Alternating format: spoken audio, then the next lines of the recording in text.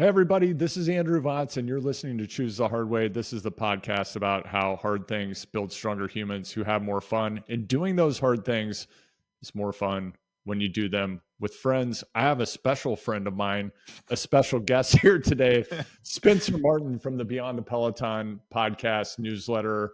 You may also know him from the NBC Tour de France analysis show. We're going to get to Spencer in a minute, but before we do, if you crypto with blockchain.com, it's best in class and it is the place to go, whether you need a wallet or any of your crypto needs. When you gravel with Lauf, that's my preferred gravel provider of choice. I also all-road with Lauf on the Utal, the world's best all-road bike. And when you pod with Palm Tree Podco.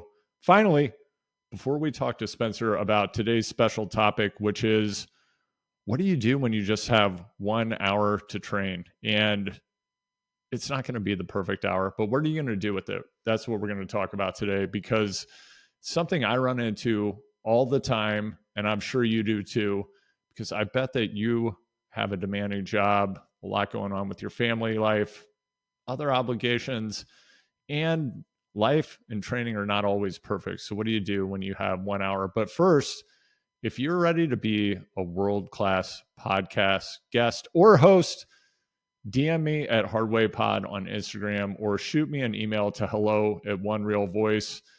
And if someone at your business or organization says, hey, let's start a podcast, or you currently have a podcast and it's creating a lot of process loss and no results, I want to let you know that I also provide strategic guidance to help you stop wasting time and start stacking Dolo, point your podcast in the right direction and get the outcomes that you want.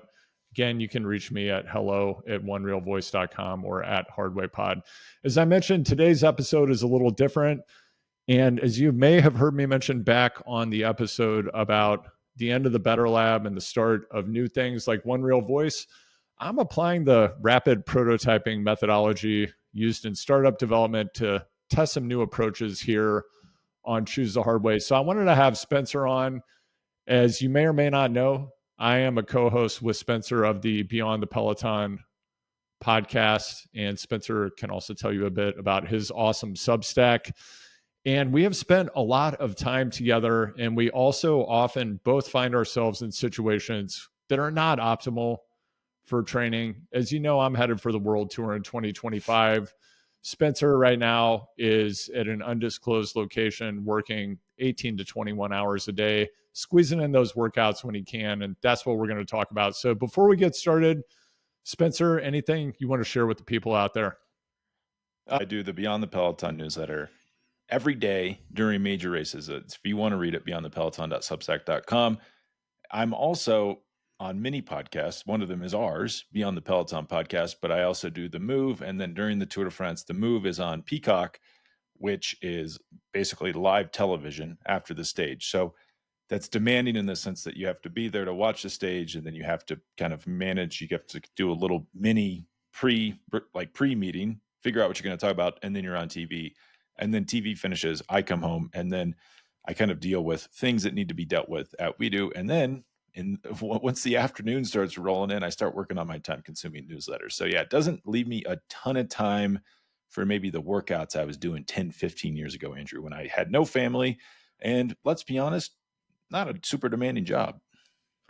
What you did have was sharp elbows, and attached to those elbows, a little higher up the arms, some gigantic biceps. If you haven't seen the photos of Spencer at Tulsa Tough, I'm guessing, what is this, 2012? Yeah, I'd say peak biceps, yeah, 12, 13. And then, I don't know, actually, maybe like 2017 could have been peak biceps. 2017, peak biceps. This guy was out front, stacking Dolo, stacking wins. No mustache, which apparently is now mandatory if you are a United States, criterium racer. So Spencer, you've got an hour, and what are you doing? Are you following a rigid training program? Are you going out and doing P90X? I am not a rigid training plan follower. I think I've talked about it in my join ad reads. I don't respond well to authority. But this is tricky. This is like, I think about this all the time. So an hour, you have an hour to work out every day. Let's say this is the premise. Like in the wintertime, I find myself in this position a lot. I might do an hour on Zwift, and you think like, well, that's a good workout. But then what I end up doing is like, I'll just do the pace partner, and I kind of fall into the same routine every day, and I don't feel like I'm pushing myself. So then maybe to try to break that up, like let's say if in the wintertime, if I'm really pumping, I'll wake up, I'll try to get 100 pull-ups, 100 push-ups in before the kids wake up. Like that's the goal. And then when I'm on Zwift, I'm stopping like, every time you get that coffee break. So what's that, like every 30 minutes, like press the coffee break every 30 minutes and then do a circuit. Like you do some push-ups, pull-ups, lift some weights, little circuit workout, jump back on the bike. And if you really want to make that more complicated, like be on the bike. And then every time you do a descent, you hop off, do a little weight circuit, hop back on when the descent's over. In the summer, it's a little bit different. Like, guess I'll just talk about my most recent experience. So right now I'm in Aspen, Colorado on the TV show. So it's a little bit different than my normal schedule. I wake up at like 5 a.m, watch Kilometer Zero. Once the race calms down, I try to ride to the studio. That might take me 25 minutes. It's mostly descent. There's a mile-long climb that it's like 9,000 feet. So if you're pushing 350 watts on that, that's tough. Get to the studio, finish a show, ride home as fast as I can, which, is like a 6-7 mile long climb. So that might take 45 minutes to an hour. And I do find just generally in life when I'm like combining my transportation with my workout, that actually is the best results, because then if you have like 30 more minutes in the day to do a workout, you do like a little circuit weight workout, then you have like a nice block of workout actually. And then here's the thing no one ever wants to hear. Like my family's in London. I was in London before I came here. We didn't really have childcare for a few weeks. So just like you're with the kids, it's super intense. You have no time. The thing that actually gets you in really good shape is like walking long distances for a long time. And if you live in a big city, that's very easy to do, maybe with the backpack on. You're basically just rucking around all day. You get in quite good shape. But even so kids are finally to bed, order our Indian takeout. And then I think the key to staying in shape as an adult is embracing the embarrassing. So it's like, well, the Indian place is a mile away. So I'll run a mile there and run home, like with my Indian food, trying not to spill it. But just like getting those little 2-mile runs in the evening, in addition to anything I did earlier in the day, is huge. Or I think you do this maybe where you go to a park with your kids and you do a circuit workout with TRX things at the park. Like anything you can do like that, I feel like is huge when you're a parent or an adult with a busy life. And this is something that if you're somebody out there, you've got a coach, you're following a super rigid training program, you might think, what are these guys talking about? The reality is what you get done in the time you have that you enjoy is going to be the most effective workout. And I think a common mistake is to think that there is some specific increment of time that you need in order to do something that's going to be valuable for your mental and physical health or for your performance. Did you used to have a minimum increment of time that you were like, if it's less than this, I'm not getting Yes. on a bike? Yeah. It's like, I'm being dead serious. Be like less than 2 hours. Like don't even get on, wasted time, but that's when I had a lot of time and I was training a lot. And then what happens is your life gets more complicated. You can no longer hit that threshold. And then you get really out of shape because you're like, well, if I can't go to the gym and lift weights for an hour, I remember in college, people saying that, like, if you're not going to lift for an hour, not even worth going. It's like, I guarantee you guys are wasting 55 minutes of your 60 minutes at the gym, and you could shove this all into a much shorter amount of time. But yeah, it's a huge obstacle I find that I have and most people have. I used to think if I had less than 1 hour, I'm not getting on a bike. And now I think whatever amount of time I have in a day, if I am going to ride that day, that's the amount of time I'm going to ride. It might be 20 minutes, it might be 30 minutes. And something else that I do is I pay attention to how my body feels. I don't look at any data. I do wear a Garmin watch and it does have sleep and recovery metrics. And this was a big learning for me from the Better Lab and from the insight that led to the Better Lab and from the science that backed what we were doing at the Better Lab, that the ultimate sensor that is the best calibrated sensor ever made is actually the human body. And the more in tune you get with how you feel and what you're capable of doing on a given day, I think the more you're going to get out of your body and mind. And you also learn when to put on the brakes. So just as a for example, I had a very bad neck injury for about 3 months, and I'm slowly rebuilding fitness following that. That's limited a lot of my physical activity. As I've been getting more fit, there are some days when maybe I don't get perfect sleep. I don't have a ton of time. I'm thinking about 2 days ago, I went out. I just kind of see, hey, how do I feel today? And what do I think my body needs? And I also am doing some calculus in the background about what have I done most recently and what's a stimulus I haven't given my body recently that it might need in order to improve my fitness. So for me, over the past couple of weeks, at least one day a week, I'm making sure I go out and do some VO2 max. And I started with 30-second efforts a couple of weeks ago. Then I did a minute the following week. And I don't know about you, Spencer. I feel like everybody's got some certain kind of interval that they really hate. For me, it's once you get above like 2 minutes of VO2 max, I just find that to be really, really intensely uncomfortable. And so that's what I'm now doing. So this week it was 3-minute efforts. And I also will just use the terrain to kind of dictate when and where am I going to do those intervals. So I live in an area with a lot of rolling terrain. So on that ride, I just use the rubric of when it's going uphill, I'm going to go VO2 max.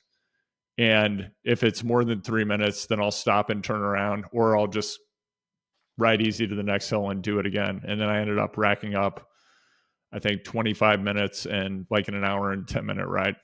It's so funny you say that, because where I'm staying now in Aspen or in Snowmass, it's a lot of like, I've rode to dinner last night and it's like a 1.5 mile descent, and then it's a 1.5 mile at like 8% on the way home. So you end up riding a lot of like sweet spot because, it's minimum 10-minute, maybe hour-long climb, but it's just like, I'm going to ride hard. I got to get home. But when at our house in London, it's around a lot of hills. So I do exactly what you just said. It's like, if I'm going uphill, I'm going 400 watts or higher. And then you end up just doing VO2 max workouts. Another thing is that this guy, when I was just getting into cycling, we're like, how do you get faster in crits? He's like, go chase cars. And like, that's kind of, when you're riding a city, that's kind of what you end up doing. It's like, I was just like mantra, like keep up with traffic, keep up with traffic. And I went out and did a ride. This was like a couple weeks ago. I came home, it was 1 hour, and my intensity score was like 0.98. Like, I didn't even think I went that hard, but I was just keeping up with traffic. And then it was basically as hard as I could go for an hour. So that is a super important thing. Like, just ride to the terrain you're at. And I was at a boss, Liam Donahue. He was a pursuiter, like a national level pursuiter on the track. And he was like, people think you can't get a good workout in 30 minutes on the bike, but go out and ride Flagstaff as hard as you can after work. I bet you're going to get a pretty good workout. Like, essentially turn riding into running. Like, put your heart rate up at 165 and go. And guess what? You'll get in pretty good shape if you do that. But there is a cyclist mentality of like, that's not how it's done. Or like, you need to go 3 hours minimum to get any training effect. And I just like simply don't believe that's true. Yeah. Within reason, going out and getting that effort in is going to be exactly what you need to get faster, to be more fit. And conversely, to use today as an example, I've done 2 days of intensity this week. It's about 95 degrees here today in Hope, Maine. I shared some photos earlier. I'm glistening. I have a real sheen when I was out riding today. And I just knew, my body told me, hey, Andrew, you're cooked. Don't go hard today. So it's fine. I'm Z1, Z2.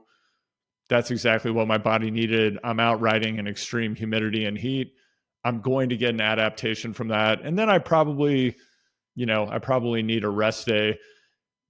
at the same time, I think a big mistake people make, especially with all the zone 2 hype, is thinking I'm a time crunched athlete. I don't have a ton of time and I need to spend 80% of my time in zone 2. If you're someone who has a long training history, like I've been riding on geared bikes for, gosh, I think 36 years this year. I've been doing this for 36 years. I have a pretty decent base. And is it the biggest it's ever been this season? No. But if I have 5 or 6 hours a week to train, I don't need to go out and do 4 hours of zone 2, Spencer. In fact, that's probably the opposite of what I need to do. Yeah, I feel like the zone 2 thing works and like maybe zone 2 is great, like for whoever's listening to this, but it works best if you have infinite time almost. Like if you're Pavel Sivakov, who says he spends like basically almost all of his time at like, it was like 310 watts. It's just what he does like 20 hours a week. It's like, well, that's great if you have 20 hours a week to ride, but if you don't, then what the pros are doing maybe isn't great for what you're doing. I feel like for the general person, like a 30-minute Peloton HIIT workout is going to be better for them than trying to follow what Tadej Pogačar is doing.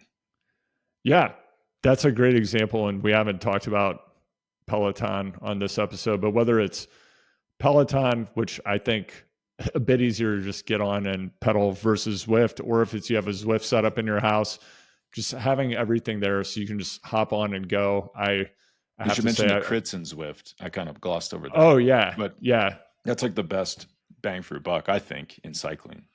Yeah, I agree. What is it called? Crit City? Crit City. I mean, it is like, I actually avoid doing them because they're so painful, which tells you it's probably a good workout, but you're just like 25, 30 minutes like pinned, in your basement, but you're almost getting the racing stimuli and you're like jacked up to do it. It is a good workout. I think one winter I had a friend who was like, we're all gaining weight because we're only doing we do like 3 Zwift races a day. And it's like essentially the same as lifting weights. So you're just like, not exactly what you're looking for when you're trying to be fast racing, but it is like a really intense circuit workout almost. Yeah, I think particularly as you age, this doesn't get talked about as much, but for your hormonal health, you really need to do some extremely high intensity efforts. And again, I'm not a medical doctor. This isn't medical advice, blah, blah, blah. Just from my experience and from that of other people I know who are aging athletes, if you want to continue to naturally produce the hormones that produce all the positive adaptations in your body, you have to do something stressful enough to elicit the hormonal response that will create those changes. And then you also have to rest, recover, and sleep. And maybe that's a topic that we'll cover next time. We're going to keep this short, sweet, hard to beat. Spencer, thanks for joining me. You can find Spencer on Substack at Beyond the Peloton. You can find him on Peacock. You can find him on WEDU. And you can also listen to our professional cycling analysis podcast, Beyond the Peloton. And let me know what you think about this episode. Would you like to hear more episodes like these? Would you like to hear how much we bench, our spotting protocol? You let me know. Shoot me a DM at HardwayPod. Benching is scary, man. Yeah, make sure that you're using spotter bars if you're benching inside your weight cage at home. I could tell you a lot of stories about dropping the bar on myself at public gyms, Spencer, pinning myself. Oh yeah. I've been there. Yeah. Yeah. If you haven't pinned yourself, I'm not sure we could even be friends. Then you learn just like society can help you if you need it. When you're no more of a helpless feeling pinned down on a public bench, then you need someone to come help you. A truly humbling experience. Yeah. Until next time, train safe and just train however much time you have.